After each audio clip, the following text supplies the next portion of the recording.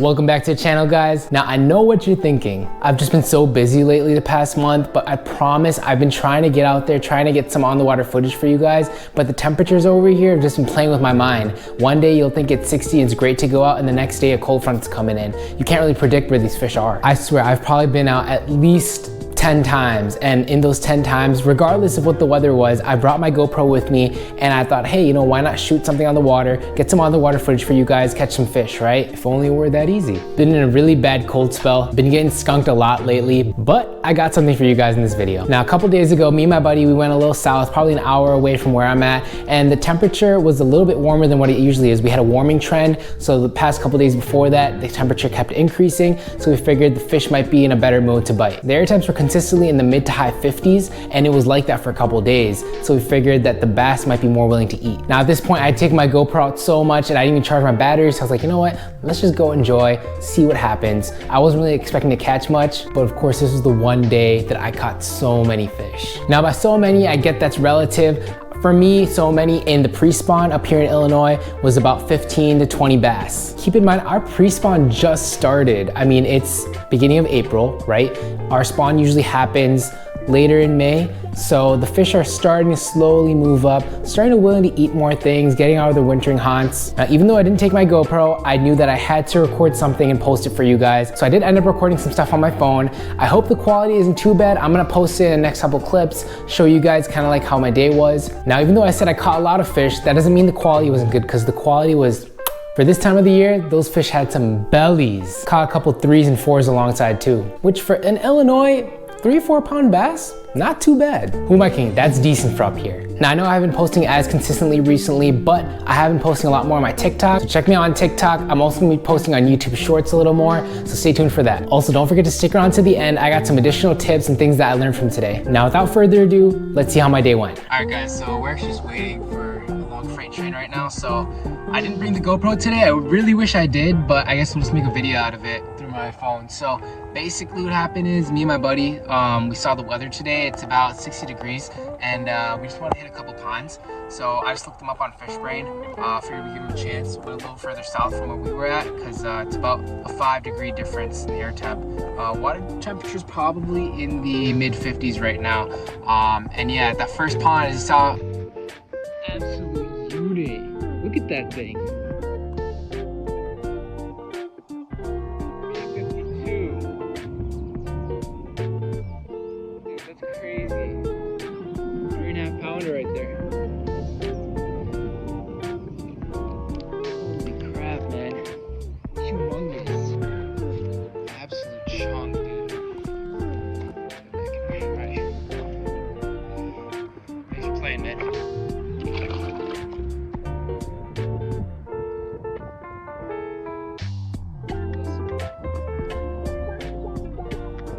Dude, they were fat. I mean, even the 1.5-pounders were chunky, so pretty much getting it done on red chatterbait. I will keep you guys updated. Right now we're at about 11.5 pounds. I'll show that right here.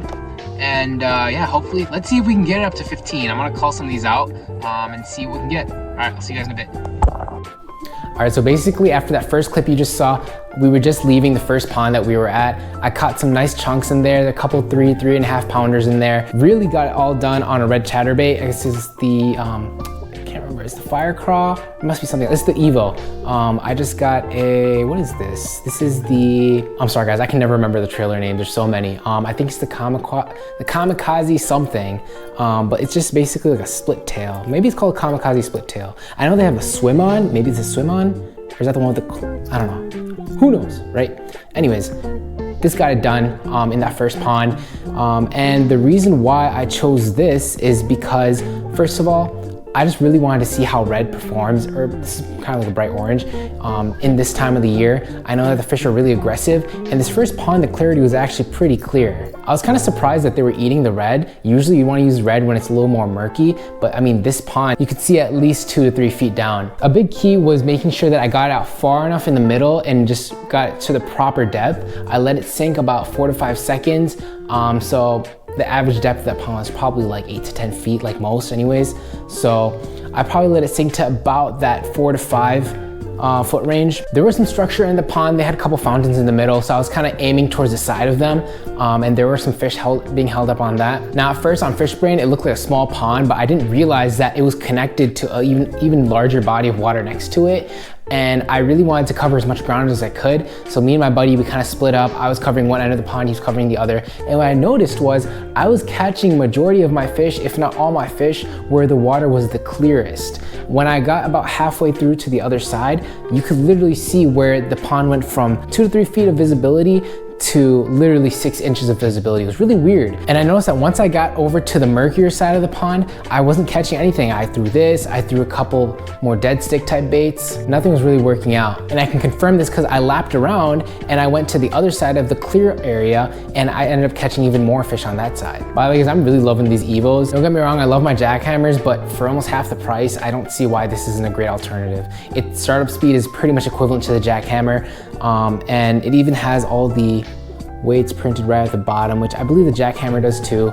The head design is a little bit different. I don't know, if you guys want, I can make a video on different types of chatterbaits too, kind of how I did with the Shaky Head Masterclass. So anyways, in the car while I was telling you guys, we were right about 11 pounds. I forget how many fish I caught at that pond, but I got the new Rapala scale, so it's able to save the weights of 8 different fish in different buckets. So I just wanted to see how much I could cull out in the day. At that point, I was sitting around, I think 11.5 pounds. I really wanted to cull up to 15, and that was also for 8 fish. Little did I know that I was gonna start culling out a lot more fish. All right, so now we're heading over to pond number 2. All right, guys, I think it's gonna be the last fish of the day, but called out twice. I think this last guy is about 227. I remember he got some black spots. Sweet. Yeah, nice belly. Let's get her back in the water.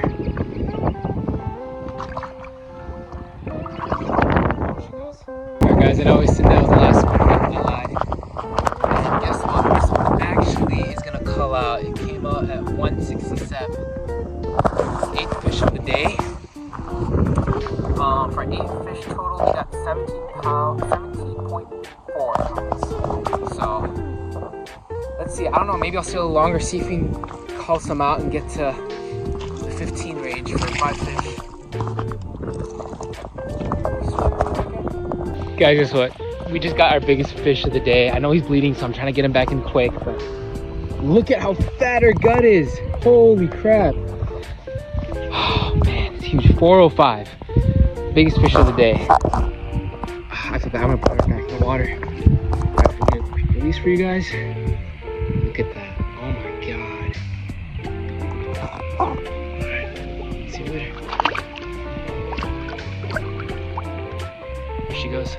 So I know it wasn't that many clips. I was just having a blast fishing. I really didn't want to record too much because I was really locked into where those fish were. The conditions did change a little bit, which I'll get into a little bit later in the video. But basically at the end of the day, I had 15 fish total that were caught. My heaviest 5 fish came out to 15.56 pounds. My average size fish was 3.11 pounds. So that's pretty decent for 5 fish up here. And then for my 8 fish total, just if you're curious, I had 21.05 pounds, and that's after I was culling out, what, 7 fish? And the average weight was 2.63 pounds. Not too shabby. So what I will say is that the conditions completely changed at the other pond. There wasn't really much structure, or I don't even know if there's really any vegetation growing. The first pond, there was a bunch of pond scum and just, you know, reeds growing out of the water, and it's kind of like matte grassiness at the top of the water that was growing. You could almost punch in it. I mean, which is pretty surprising. I mean, it's only, at the time of the video, it was like late March. Kind of surprising to see that, but I'm definitely gonna be checking that spot out more. Now the second spot, I pulled out the rattle trap. Now I was using this exact one at first, right? Because I figured that orange red color Evo was doing decent in the first pond. I was throwing this out a little bit. I threw it for maybe like 20-ish minutes and I wasn't really getting any bites. I threw a Ned rig out. I got like maybe 1 bite. It was a really small fish.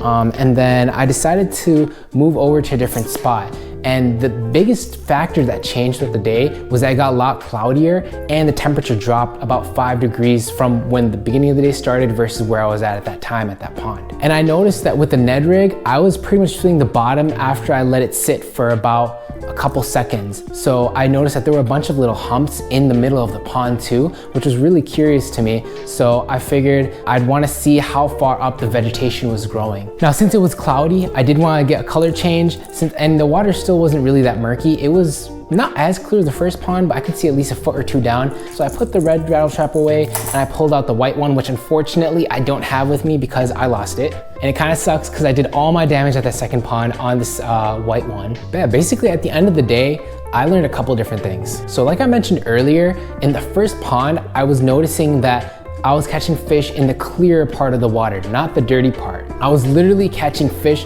right next to the transition between the clear and dirty water in the middle of the transition. Keep in mind, bass are big sight feeders. I'm sure you've heard this a lot, and it's the analogy where you get yourself locked in a dark room and the first thing you'll do is you'll go and find something hard structure near you just so that you can feel where you are.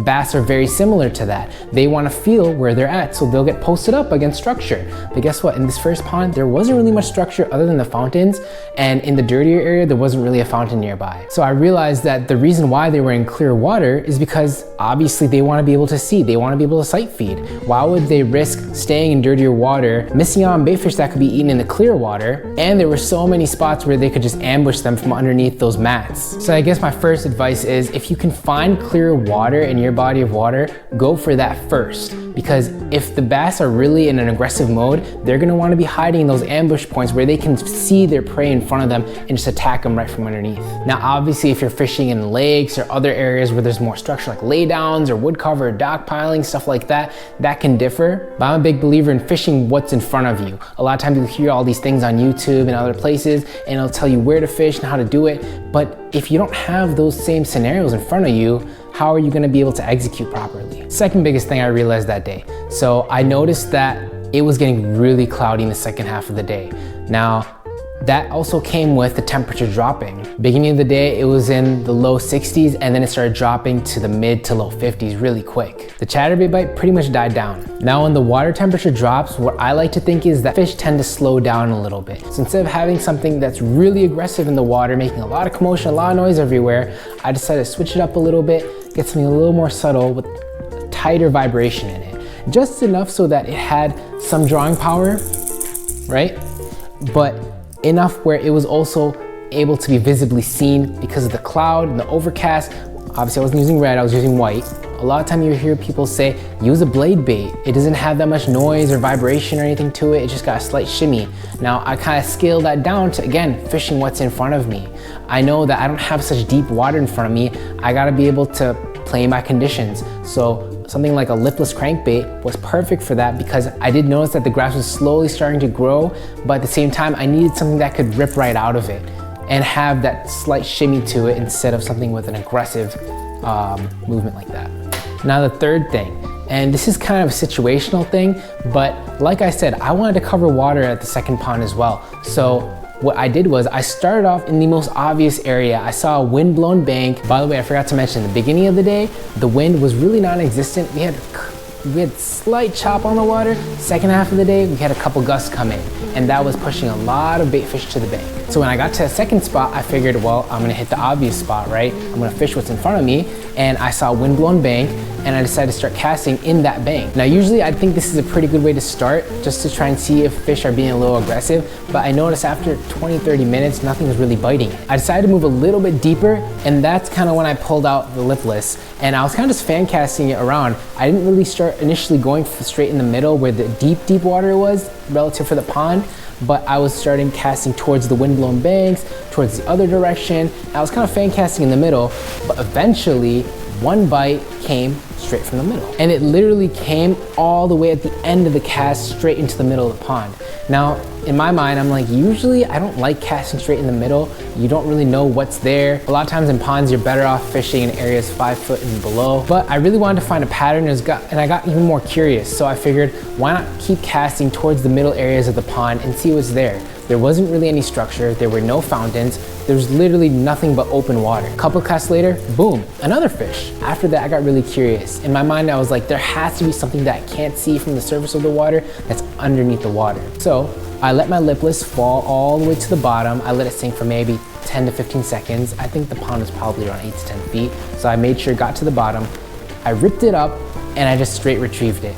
Lo and behold, I actually had a bunch of grass that was getting hung up on my hooks. And this wasn't just any grass, it was pretty healthy grass. It's that fresh grass that just grows in the beginning of the spring looking like it was about to emerge. After catching another fish, then I was like, all right, we're on a pattern here. They're out towards the middle of the pond, but it seemed like it was a little more shallow. Maybe there was a hump in the pond, I couldn't really tell, but all I knew was that there was grass and the fish really wanted to be in that grass. And I kid you not, I caught every single fish for the rest of the day out of that one little grass patch in the middle of the pond. Couple nice 2s, 3s, and 4s. All right guys, sorry about that. I'm realizing now that I've been having a bunch of mic static coming from here as I'm recording the video. So sorry about that, but yeah, we're not using the mic anymore. Anyways, I could have stayed at that pond all day if I really wanted to, but I had to go. Regardless, had a fun day, and at the end of the day, I figured out the patterns in both ponds. And that's the third tip I want to give you guys. Find a pattern. Once you get dialed into a pattern, nothing's gonna stop you from catching the fish as long as they're there. And the way that they were eating it, let me see if I can find a picture. If I can, I'll post it right here. You could tell that they really wanted it. Anyways guys, that's really all I got for today. I just wanted to share the experience I had on the water. And after a bunch of days of not catching anything, getting skunked day after day after day, it was really nice having a really awesome day, catching a bunch of fish and just having a good time. Again, like I said, those are 3 simple tips that you guys can use next time you guys are on the water, and that can apply to whether you're in a pond, a lake, or wherever you're at. Hey, if you guys stuck to the end of the video, I really appreciate it. If you haven't already, please like and subscribe, and I'll see you guys in the next one.